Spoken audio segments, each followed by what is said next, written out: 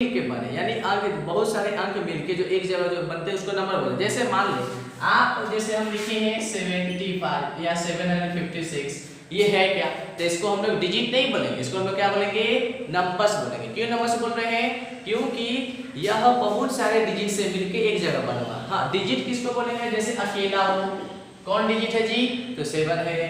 ये कौन डिजिट है, तो 9 है। अच्छा, एक इसमें एक चीज याद रखना आप लोगों को बहुत जरूरी है कि जो कि यह जो डिजिट हम लोग लिखे हैं, जैसे मान ले 1 2 3 4 है ना, डॉट डॉट, ये सभी डिजिट है क्या, इसको हम लोग कौन नंबर बोलते हैं, तो इसको हम लोग हिंदू अरबिक संख्या बोलते हैं। कौन संख्या बोलते हैं, हिंदू अरबिक संख्या।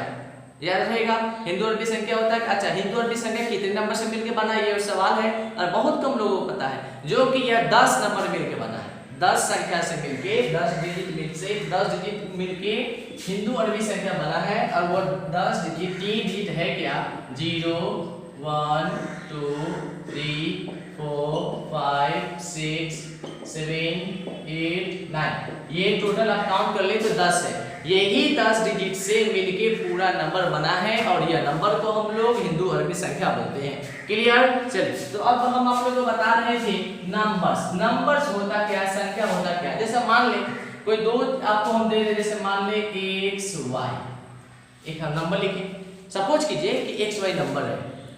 नहीं, चलिए आपको डिजिट में समझा दे, जैसे मान लो 67 लिखा हुआ है, तो ये 67 है, आपको पता है ना। इसमें कुछ हम बताएंगे, 67 को क्या आप 60 + 7 तो 67 क्या इस तरह हम लिख सकते हैं या नहीं लिख सकते, तो आप बोलेंगे डेफिनेटली लिख सकते हैं। क्यों लिख सकते हैं, क्यों, 60 कैसे आ रहा है और ये 7 क्यों हो रहा है, तो आप बोलेंगे कि सर यहाँ पे 7 जो है यह यूनिट डिजिट है। कौन डिजिट है, यूनिट डिजिट है। जो कि यूनिट डिजिट किसे बोलते हैं, ऐसी संख्या जो 1 से गुना हो। तो 7 को 1 से मल्टीप्लाई करेंगे 7 ही आएगा ना। और ये 6 है, 6 कौन डिजिट है, 10th डिजिट है। 10th डिजिट का मतलब क्या होता है, 10 से गुना, 10 से मल्टीप्लाई करना। तो ये हम क्या करें, 6 को आप मल्टीप्लाई करें 10 से तो क्या आएगा जी, 60 आएगा ना। और 7 को 1 से मल्टीप्लाई करेंगे 7 ना आएगा। ये दोनों को ऐड करेंगे 67 होगा कि नहीं होगा। तो वही बात हम यहाँ बोलना चाह रहे हैं आपको कि x y है, तो इसको क्या हम 10x + y लिख सकते हैं या नहीं लिख सकते हैं, बोले 10x + y लिख सकते हैं ना। अब इसी का अगर उल्टा करें हम, इसी का उल्टा x y का उल्टा y, अगर x करें तो x y का उल्टा y x करें, तो इसको हम कैसे लिखेंगे। आप देखें, x कौन डिजिट है आपका, यूनिट, कौन डिजिट, यूनिट, और y कौन डिजिट है, टेंस, है ना। जब ये टेंस डिजिट है तो इसको हम 10y + x लिख सकते हैं या नहीं लिख सकते, बताइए तो मुझे। लिख सकते हैं। क्यों लिख रहे हैं, क्योंकि y 3th डिजिट पे है ना, दहाई अंक पे। दहाई अंक का मतलब क्या होता है, 10 से गुना, और इकाई अंक का मतलब क्या होता है, 1 से गुना। क्लियर, नंबर समझ में आ रहा है। चलिए, नंबर के बाद आपको हम कुछ देना चाहेंगे जो कि आप सभी लोग जान ही रहे हैं, अभी हम पढ़ रहे हैं नंबर सिस्टम। और नंबर सिस्टम आप लोग को हम लेके चल रहे हैं बहुत ही बेसिक से। आप लोग को आ रहा है तो बहुत अच्छा, नहीं आ रहा है तो सीखेंगे। और बहुत ही बेसिक से हम सोचे स्टार्ट करने के लिए। और आप लोग को हम मैथ ही पढ़ाएंगे, और हर दिन आप लोग को पढ़ाएंगे मैथ में। और मैथ में आप लोग को जो भी क्लास का पढ़ना हो, आप मुझे कमेंट के माध्यम से बता सकते हैं कि कौन क्लास का मैथ पढ़ना चाहते हैं, जो भी राइटर का हो, मैं उसे अपलोड करूंगा बनाकर, ठीक है। चलिए, तो नंबर सिस्टम में हम आप लोग को सबसे पहले पढ़ाएंगे फेस वैल्यू। फेस वैल्यू होता क्या है, देखिए बहुत सिंपल, हम आपको पहले बता चुके हैं कि हम जो पढ़ाएंगे बहुत ही बेसिक से पढ़ेंगे। ये आप पढ़ चुके हैं 2 3 4 5 क्लास में, अलग की बात है, लेकिन एक बार तो हम और दोहराना चाह रहे हैं, ठीक है। तो अब देखिए फेस वैल्यू, अब बताएं मुझे, आप सभी बताएं स्पीड में कमेंट के माध्यम से, फेस वैल्यू होता क्या है। फेस वैल्यू किसे कहते हैं, इसको हम लोग हिंदी में शुद्ध मान बोलते हैं। कौन मान बोलते हैं, इसको हम लोग शुद्ध मान बोलते हैं। जैसे आपको हम कुछ नंबर दिए और हम बोले 5 का फेस वैल्यू निकालें। 5 का फेस वैल्यू क्या होगा, शुद्ध मान क्या होगा 5 का फेस वैल्यू यानी 5 का शुद्ध मान क्या होगा। तो अब मुझे पता है कि यहाँ पे कंफ्यूज होने वाली कोई जरूरत नहीं है। फेस जैसे मेरा आपका कोई भी चीज जो देखते हैं, जिस तरह हम लोग देखते हैं उसी तरह ना रहेगा जी, फेस तो चेंज नहीं हो जाएगा। अब मान लो मैं आईना में कुछ देख रहा हूँ, तो जिस तरह मेरा फेस का आकृति बना है उसी तरह आईना में भी दिखेगा ना, दिखेगा, डेफिनेटली दिखेगा। तो उसी तरह तो यहाँ पे यहाँ 5 का फेस वैल्यू पूछे हैं, तो 5 का फेस वैल्यू होगा क्या, शुद्ध मान होगा क्या, 5 ही होगा। कोई भी अंक हो, कोई भी अंक हो, अगर आपको कोई भी अंक का फेस वैल्यू बोले तो जिसका बोल रहा है वही फेस वैल्यू होगा। जैसे मान लो यहाँ पे हम 7 का पूछ रहे हैं तो 7 का फेस वैल्यू क्या होगा 7 ही है। 6 का फेस वैल्यू क्या है 6 है। और मान लो यहाँ पे हम कुछ डिजिट लिख दे रहे हैं, 9 का फेस वैल्यू क्या है 9 ही होगा। 8 का फेस वैल्यू क्या है 8 ही होगा। क्लियर? फेस वैल्यू में तो कोई दिक्कत तो है नहीं, बहुत ही सिंपल, आपको पहले बता चुके हैं। यहाँ बहुत ही बेसिक से चलेंगे और आप लोग घबराए नहीं। आ रहा है तो बहुत अच्छा, अगर नहीं आ रहा है तो देखें और समझने की कोशिश करें। फेस वैल्यू के बाद आप मुझे बताएं प्लेस वैल्यू। प्लेस वैल्यू होता क्या है? प्लेस वैल्यू को हम लोग हिंदी में स्थानीय मान बोलते हैं। कौन मान बोलते हैं? स्थानीय मान। जैसे हम आपको कुछ क्वेश्चन दे रहे हैं 7567, ठीक है, और हम आपको बोले 67 है 63 कर दे, और मैं आपको बोला कि 5 का स्थानीय मान बताएं। स्थानीय मान बताएं 5 का। अब देखिए 5 कहाँ है? तो आप बोलेंगे सर 5 यहाँ है। 5 कौन डिजिट है या कौन प्लेस पे है? तो आप काउंट करें 1 10 100। कौन प्लेस पे है जी? 100 प्लेस पे। 100 प्लेस पे होने का मतलब क्या है कि ये 5 को 100 से मल्टीप्लाई करें तो आएगा 500, जो कि 5 का प्लेस वैल्यू स्थानीय मान क्या कहलाएगा 500। उसी तरह आपसे हम 7 का पूछे तो 7 का क्या होगा? 7 यहाँ लिखे, मल्टीप्लाई का सिंबल डालें। अब आपको क्या लिखना है कि 7 कौन प्लेस पे? अब काउंट करें 1 10 100 और 100 के बाद 1000 है ना। 1000 का मतलब क्या है 1000। 1000 से गुना करेंगे तो क्या आएगा 7000, यानी 7000। 7 का फेस वैल्यू प्लेस वैल्यू क्या है तो 7000। उसी तरह आपको समझ में आ गया 3 का, तो 3 का प्लेस वैल्यू क्या होगा जी? 3 तो 1 से है ना, 1 प्लेस में यूनिट डिजिट है, जिसको क्या है 1 से मल्टीप्लाई करके 3 रखेंगे। कोई दिक्कत नहीं है। चलिए बहुत अच्छा, आप लोगों को प्लेस वैल्यू भी समझ में आ गया।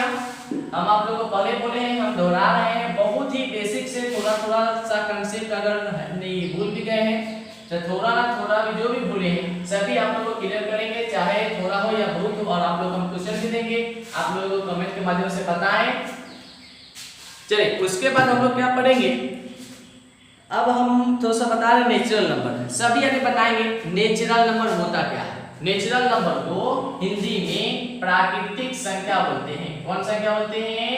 प्राकृतिक संख्या, नेचुरल नंबर, NUMBER। हिंदी में हम लोग प्राकृतिक संख्या बोलते हैं। कौन संख्या बोलते हैं जी?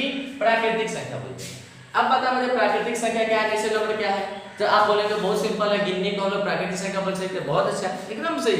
जो भी चीज हम लोग काउंट करते हैं गिनते हैं वही ना प्राकृतिक संख्या है।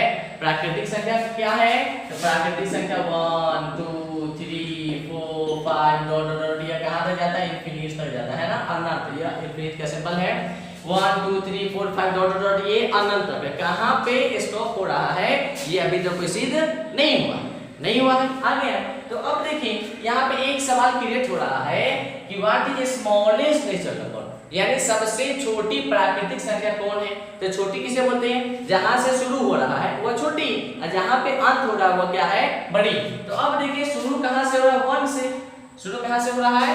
1 से। तो ये क्या कहलाएगा आपका? छोटा नंबर है ना, स्मॉलेस्ट नंबर। उसी तरह नेचुरल के बाद आप मुझे बताएं इवेन नंबर, ये सभी आप लोग को आता ही होगा, नहीं आ रहा तो कोई बात नहीं, आ भी रहा है तो थोड़ा सा आप लोग का रिपीट हो जाएगा है ना। और हम लोग चलेंगे आगे नेचुरल नंबर। नेचुरल नंबर होता क्या है? तो ऐसी संख्या जो 2 से पूरी तरह से डिविजिबल हो, यानी पूरी तरह भाग लगे, एक विशेष नहीं है। अब कौन नंबर होगा?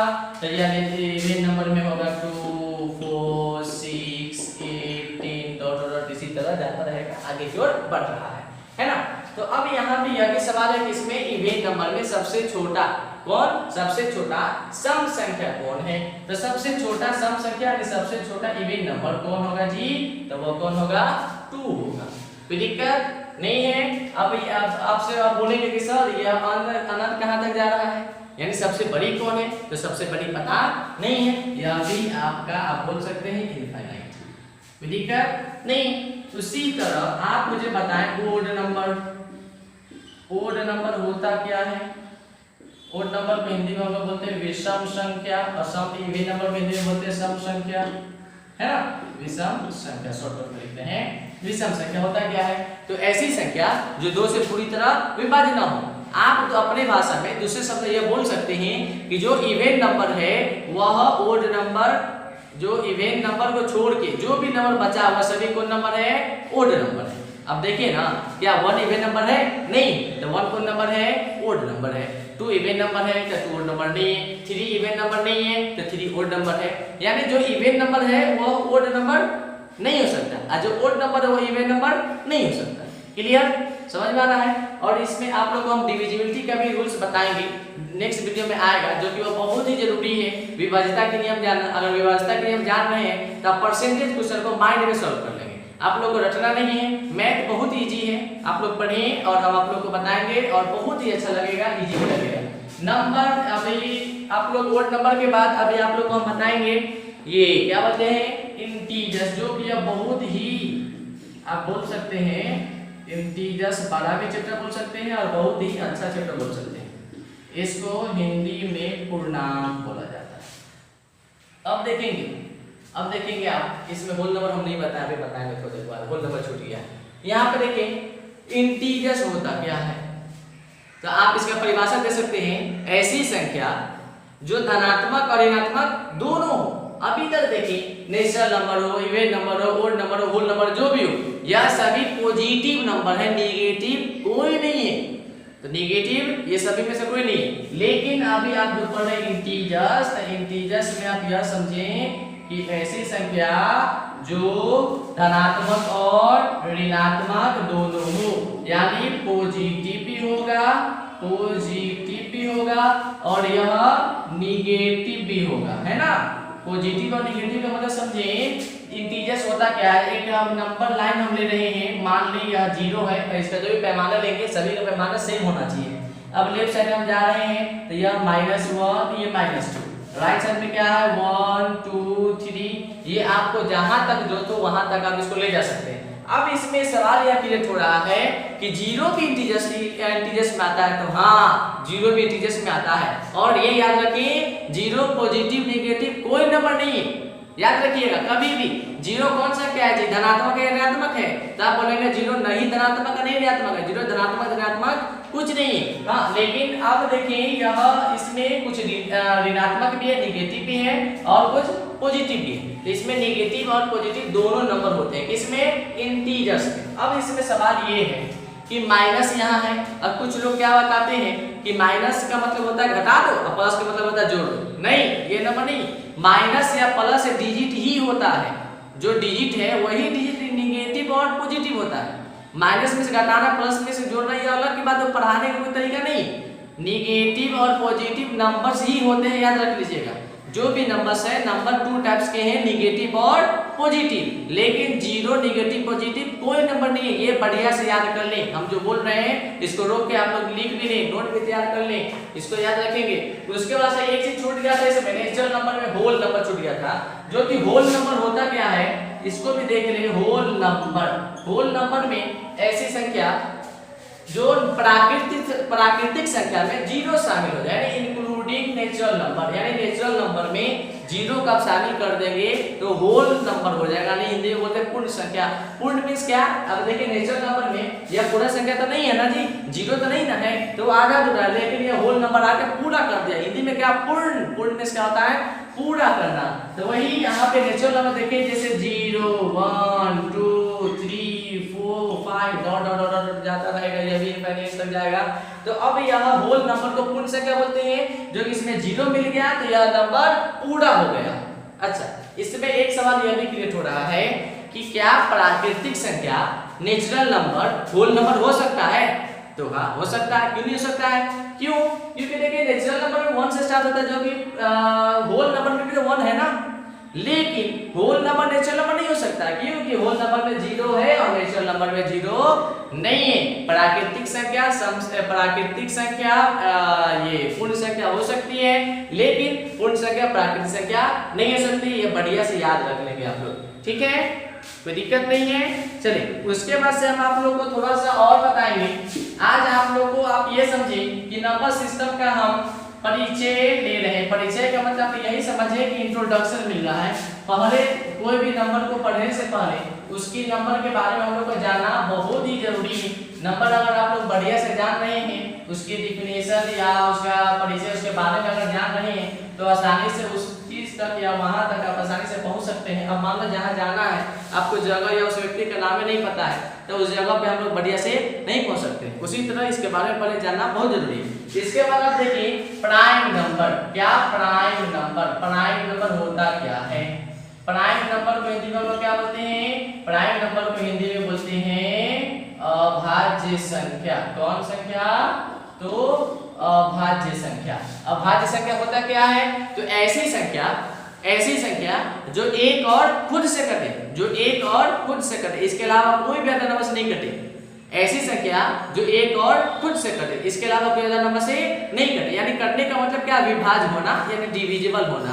अगर कोई और नंबर से डिवाइड हो रहा है तो वो प्राइम नंबर नहीं कहलाएगा। प्राइम नंबर स्टार्ट कहां से होता है? तो प्राइम नंबर शुरुआत होता है 2 से, है ना? 2 3 4 नहीं है। क्यों नहीं है? क्योंकि 4 1 से भी डिविजिबल है, 2 से भी डिविजिबल है और 4 से भी डिविजिबल है। प्राइम नंबर क्या कहता है? प्राइम नंबर कह रहा है एक और खुद से कटे, इसके अलावा कोई तीसरे नंबर से नहीं कटे। ये तीसरे नंबर से कट रहा है ना जी, 4 2 से भी कट रहा है, इसलिए 4 प्राइम नंबर नहीं। उसके बाद से आए 5 है, 7 है, क्या 9 है? 9 में नहीं है। क्यों नहीं है? क्योंकि 9 1 से डिविजिबल है, 3 से डिविजिबल है और 9 से डिविजिबल है। इसको क्या 1 और 9 से ही ना यानी 9 से ही ना डिविजिबल होना चाहिए, लेकिन 3 से भी भाग लग रहा है, 3 से भी डिविजिबल है, इसलिए यह 9 प्राइम नंबर नहीं। चलिए 9 के बाद कौन है? तो 9 के बाद 10 नहीं है, 11 है, 11 के बाद 13 है, 15 नहीं है, सीधे 17 है, 19 है। इसी तरह आपका आगे की ओर बढ़ता जा रहा है। कोई दिक्कत समझ में आ रहा है? एक चीज सवाल याद रख लें, जो बात हम बोल रहे हैं ना, ये क्वेश्चन में आता है कि अगर इसमें पूछ सकते हैं, कोई भी व्यक्ति पूछते हैं, क्वेश्चन में भी आता है कि अभाज्य संख्या, सबसे छोटी अभाज्य संख्या कौन है? Which is smallest prime number. तो आप क्या बोलेंगे? स्मॉलेस्ट प्राइम नंबर, सबसे छोटी अभाज्य संख्या कौन है? तो वह 2 है। छोटी तो समझ में आ गया, जहां से शुरू हो रहा है वह छोटी और जहां पे खत्म हो रहा है वो बड़ी। चलिए उसके बाद से थोड़ा सा हम लोग को और बताएंगे कंपोजिट नंबर। कंपोजिट नंबर होता क्या है? कंपोजिट नंबर शॉर्टकट में लिख रहे हैं। कंपोजिट नंबर को हिंदी में भाज्य संख्या बोलते हैं। वो अभाज्य था और ये भाज्य है, कोई दिक्कत नहीं है। चलिए भाज्य संख्या होता क्या है? इसका भी डिफिनेशन पहले समझ लें। भाज्य संख्या ऐसी संख्या जिसका मिनिमम यानी कम से कम 2 फैक्टर 2 गुणनखंड हो, वह भाज्य संख्या कहलाएगी। जिसका कम से कम 2 गुणनखंड हो, अधिक का मतलब नहीं है मोर देन, जितना ज्यादा हो सकता है, लेकिन मिनिमम 2 फैक्टर होना चाहिए। 2 से कम कोई फैक्टर है तो वह कंपोजिट नंबर नहीं कहलाएगी। जैसे मान ले 1 2 3 नहीं है, कंपोजिट नंबर कहां से शुरू होती है? तो कंपोजिट नंबर 4 से शुरू हो रहा है ना। 4 में देखिए आप इसका फैक्टर करके 4 का फैक्टर करेंगे 2 2 जा 4 2 टाइम्स है ना फैक्टर। 4 के बाद होगा 6 होगा, 8 होगा, 9 होगा। हाँ 9 होगा। 9 क्यों होगा? 9 में भी 2 फैक्टर है, ध्यान दीजिए आप, है ना। उसके बाद से 10 होगा, है ना। 10 के बाद 12 होगा। इसी तरह आपका आगे की ओर जाता रहेगा, बढ़ता रहेगा, कोई दिक्कत नहीं है। अब इसको इस तरह भी कह सकते हैं कि जो अभाज्य संख्या नहीं है वह भाज्य संख्या है, और जो भाज्य संख्या है वह भाज्य संख्या नहीं। इसमें एक चीज और सवाल है कि 2 जो है, यह सवाल बहुत आता है कि प्राइम नंबर में 2 कौन ऐसी संख्या है जो सम और अभाज्य दोनों हो। याद रखिएगा। इसमें एक और सवाल ये भी आता है कि कौन ऐसी संख्या है जो प्राइम भी हो और इवन भी हो। तो आप याद रखेंगे 2 प्राइम नंबर भी है और इवन नंबर भी है। जो जो बात बोले सभी इस क्वेश्चन में आते हैं, है ना। तो 2 प्राइम नंबर भी है और 2 कौन इवन नंबर भी है, कोई दिक्कत नहीं है। समझ में आ रहा है? चलिए बहुत अच्छा। अब इसके बाद थोड़ा सा हम आप लोग को बताएंगे प्राइम नंबर। जैसे मान ले एक सवाल आता है कि प्राइम नंबर में प्राइम NUMBERS, ठीक है। अब ये सवाल ये आता है कि प्राइम नंबर जो है 1 से 1 200 में कितने प्राइम नंबर हैं? 1 से 100 के बीच में कितने प्राइम नंबर हैं? यह सवाल आता है। तो अगर आप लोग को मिले तो आप लोग तो अपने से लिख सकते हैं, ठीक है। लेकिन कुछ हम लिखे हैं और आप लोग को हम बता दे रहे हैं 1 से 25 तक। हाँ ध्यान दीजिएगा, 1 से 1 to 1 से 25 तक। इंग्लिश में लिख सकते हैं 1 to 25 है ना। 1 से 25 तक 9 प्राइम नंबर है। 1 से 25 के बीच में कितने प्राइम नंबर है? 9। चलिए यहाँ पर प्राइम नंबर हम लिखे हैं, आप लोग को लिख के भी दिखा दे रहे हैं। 19 के बाद क्या होगा, 21 नहीं होगा, सीधे 23 होगा। आइए 23 होगा, यही लास्ट है जी, और कुछ तो नहीं ना है। ऐड करें 1 2 3 4 5 6 7 8 9, बोले है या नहीं है ना। अब उसी तरह 25 से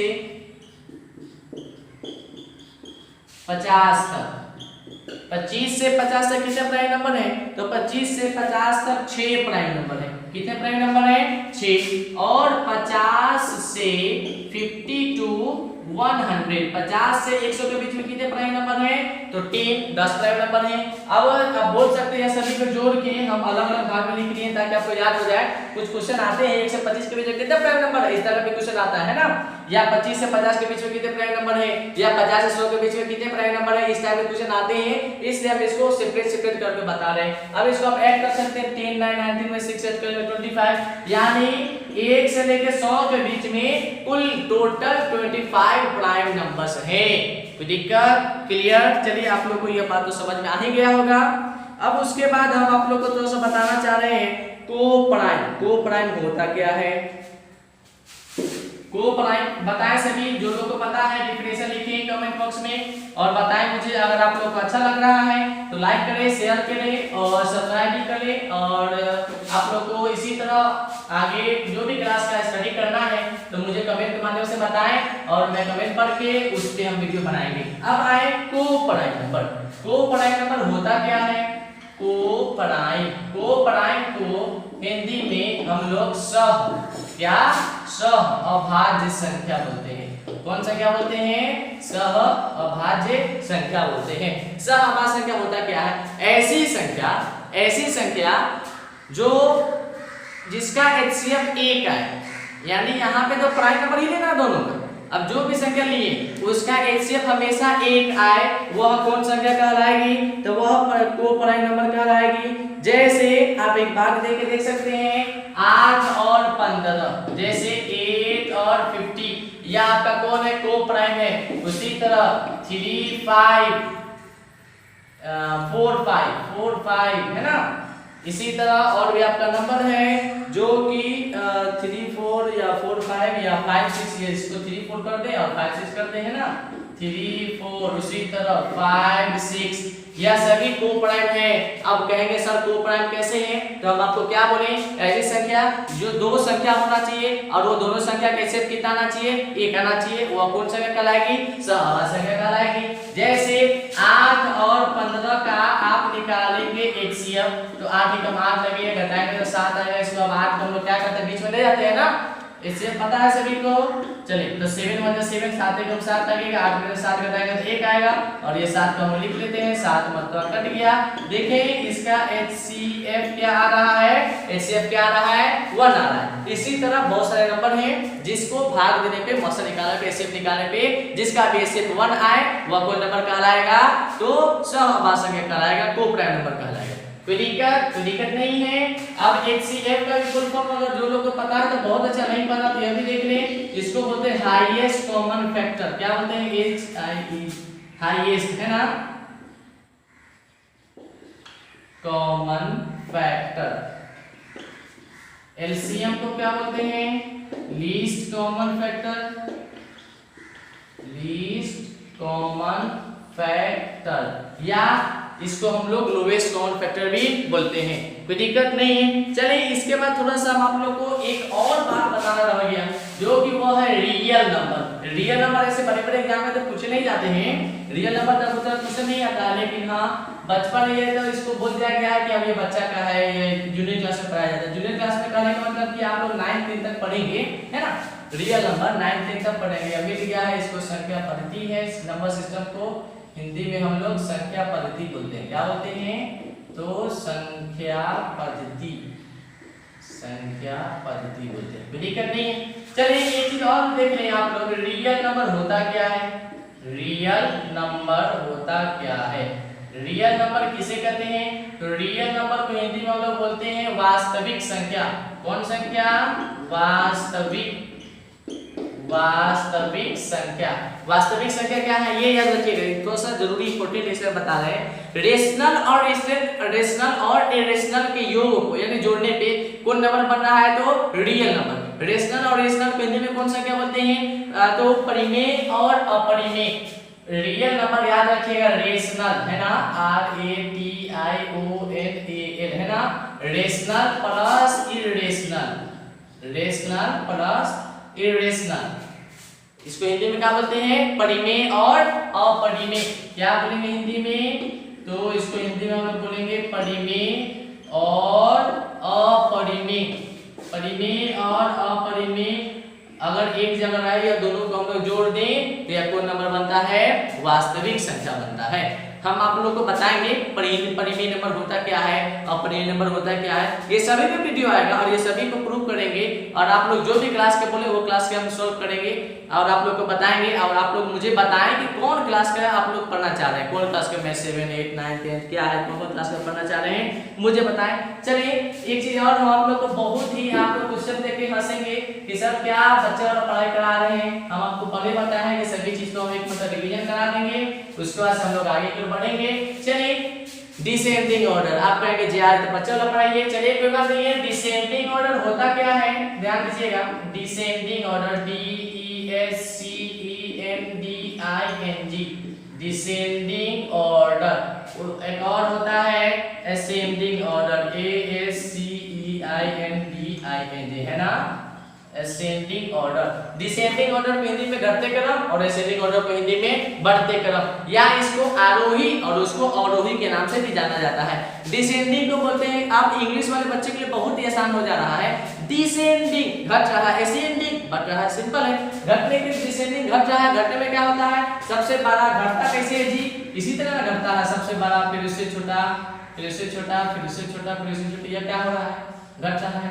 अब बढ़ने के लिए क्या है ये बड़ा हो रहा है धीरे धीरे, देखिए देखिए बड़ा हो रहा है कि नहीं हो रहा, ये छोटा से फिर बड़ा फिर से बड़ा इससे बड़ा इससे बड़ा, समझ में आ रहा है। तो डिसेंडिंग घटते क्रम और असेंडिंग बढ़ते क्रम। जैसे मान लें कुछ क्वेश्चन आपको हम दिए और इसको हम बोले घटते क्रम और बढ़ते क्रम में लिखें, और क्रम में तो घटते क्रम और बढ़ते क्रम डिसेंडिंग असेंडिंग दोनों में लिखें। तो सबसे पहले आप डिसेंडिंग ऑर्डर लिखें, सबसे पहले डिसेंडिंग मुझे बना के दिखाएं। तो डिसेंडिंग क्या होगा, डिसेंडिंग में से घटते क्रम सबसे बड़ा ना लेते हैं, तो यह तो 500 इसको छोड़ दीजिए, यह दोनों 700 है, तो 700 है इसको भी छोड़ दीजिए। 65 या 57 कौन बड़ा 65 या 57, तो आप बोलेंगे 65 बड़ा है, तो सबसे पहले 765 लिख लें, कोई दिक्कत नहीं है। ऐसा क्वेश्चन तो उसी तरह सर्च के ही मिल गया, चलो कोई बात नहीं। अब ये क्या है 757 और उससे छोटा, फिर उससे छोटा क्या होगा 576 होगा, ठीक है। उसी तरह इसको असेंडिंग ऑर्डर में बनाएंगे। असेंडिंग ऑर्डर में क्या होगा बढ़ते क्रम सबसे छोटा से इसी का उल्टा क्या होगा, तो 576 757 765, तो दिक्कत नहीं है, समझ में आ रहा है। असेंडिंग और डिसेंडिंग को समझ गए, घटते क्रम बढ़ते क्रम, और इसका दूसरा नाम आरोही और अवरोही भी है। इसके बाद आप एक चीज याद रखेंगे, 2 अंकों की सबसे बड़ी संख्या क्या होती है मुझे बताएं। तो हम अपना वीडियो अब लास्ट है खत्म कर रहे हैं और आप लोग को नेक्स्ट वीडियो में मिलेंगे। और आप लोग हम बार-बार बोल रहे हैं कि आप लोग मुझे बताएं कौन सब्जेक्ट पढ़ेंगे या कौन क्लास का पढ़ेंगे। ऐसे अभी मैथ पढ़ा रहे हैं और भी सब्जेक्ट आप लोग को पढ़ाई होगा, आप लोग मेरे साथ बने रहें और मुझे कमेंट के माध्यम से बताएं ताकि मैं उस पर वीडियो बनाऊं। अब मुझे बताएं आप लोग कि 2 अंकों की सबसे छोटी संख्या कौन है, 2 अंकों की सबसे छोटी संख्या कौन है। तो आप कहेंगे कि 2 अंकों की सबसे छोटी संख्या कौन है, तो 2 अंकों की सबसे छोटी संख्या बोलेंगे कि 3 है। क्या बोलेंगे 3 है। 3 क्यों हो रहा है जी, इसलिए क्योंकि 9 जो है 9 में देखिए कितना है, 9 के बाद जहां 10 आ जा रहा है तो 3 में कितने अंक हो जा रहे हैं 2 अंक, और यह 2 अंक कहां तक जाएगा लास्ट 99 तक जाएगा। तो जहां से शुरू हो रहा है प्रारंभ हो रहा है वह छोटी संख्या, और जहां पे अंत हो रहा है जहां पे खत्म हो रहा है वह बड़ी संख्या। तो 2 की छोटी संख्या कौन हो जाएगी 10, और 2 की बड़ी संख्या कौन हो जाएगा 99। उसी तरह 3 अंक में बताएं तो 3 अंक के स्टार्ट का 99 के बाद 1 जोड़ देंगे, 99 के बाद 100 आता है जी, तो 100 में टोटल कितने नंबर 3 नंबर है ना। ये जाएगा कहाँ तक 999 तक जाएगा। तो छोटी संख्या कौन हो गई 100 छोटी संख्या और 999 कौन संख्या हो जाएगी तो यह बड़ी संख्या। इसी तरह 4 अंक की बड़ी संख्या 5 अंक की बड़ी संख्या इसी तरह लिख लेंगे। समझ में आ रहा है। अच्छा इसमें एक क्वेश्चन आप लोग को हम बताएंगे जो आरआरबी क्वेश्चन में आया था एग्जाम में आया था। वह क्वेश्चन है 2 अंकों की कितनी संख्याएं संभव है। आप मुझे बताएं 2 अंकों की कितनी संख्याएं संभव है मुझे बताएंगे सभी आदमी। चलिए क्वेश्चन हम लिख दे रहे हैं। क्वेश्चन बहुत ही यह आरआरबी में कुछ ये एग्जाम में आया था। इसका क्वेश्चन है 2 अंकों की कितनी संख्या संभव है। कितनी संख्या संभव है ठीक है। यानी 2 अंक में टोटल कितनी संख्या है मुझे बताएं। 2 अंकों की कितनी बड़ी संख्या है ना। यहाँ पे बड़ी लगा लेना है या छोटी भी रहेगा तो भी कोई बात नहीं है लेकिन यहाँ पे आप बड़ी भी लगा सकते नहीं है तो कोई बात नहीं। अब देखिए 2 अंकों की तो आप मुझे बताएं 2 अंक लास्ट कहाँ पे खत्म होता है 99 पे। यानी 2 अंक की बड़ी संख्या 99 ना है जी। छोटी से हमारे मतलब तो यहाँ पे नहीं अगर बड़ी लिखे तो भी 99 अगर नहीं लिख रहा तो भी 99 ही मानेंगे। तो टोटल कितने हैं 99 पे खत्म हो रहे हैं 99 बार 100 3 अंक में हो जा रहा है। तो 2 अंक में टोटल कितने नंबर हैं ये मुझे ज्ञात करना है। तो क्या करें इसका 1 अंक की बड़ी संख्या से घटा दे। जी हाँ सही सुन रहे हैं। 2 अंक की बड़ी संख्या में से 1 अंक की छोटी संख्या घटा दे। टोटल आपको नंबर मिल जाएंगे। टोटल कितने नंबर है तो 90। उसी तरह 3 अंकों की कितनी संख्या होगी तो 3 अंक में क्या है 3 अंक की सबसे बड़ी संख्या 999। इसमें किससे घटाना है तो 2 अंक की छोटी संख्या में घटाना है। गलत नहीं करना याद रखिएगा। 3 अंक की बड़ी संख्या को घटाना होगा 2 अंक की छोटी संख्या से। इसी तरह अगर 4 अंक के क्वेश्चन आए तो 4 अंक की बड़ी संख्या 9999 को किससे घटाएंगे 999 से घटाएंगे तो आपको मिल जाएगा। इसका कितना आंसर आ रहा है 900। इसी तरह 4 अंक की छोटी से बड़ी 4 अंक में कितनी संख्या संभव है अगर क्वेश्चन आए तो आप क्या लिखेंगे 9999 में किससे घटाएंगे 999 को घटाएंगे तो आपको संख्या निकल जाएगी कि 4 अंक में टोटल कितनी संख्या है या 3 अंक में कितनी संख्या या 2 अंक में कितनी संख्या है। ओके आज का वीडियो मैं यहीं पे खत्म कर रहा हूं और आप लोग चैनल को सब्सक्राइब करें और मुझे कमेंट के माध्यम से जरूर बताएं कि आप लोग इस वीडियो जो देखे वीडियो को देखने में कैसा लगा, कहां पे समझ में आया नहीं आया, कहां प्रॉब्लम है मुझे कमेंट के माध्यम से बताएं ताकि मैं आप लोग को उसको सॉल्व आउट करूं। और उसके बाद से आप लोग लाइक भी करेंगे शेयर भी करेंगे। मेरे साथ जुड़े रहने के लिए थैंक यू धन्यवाद।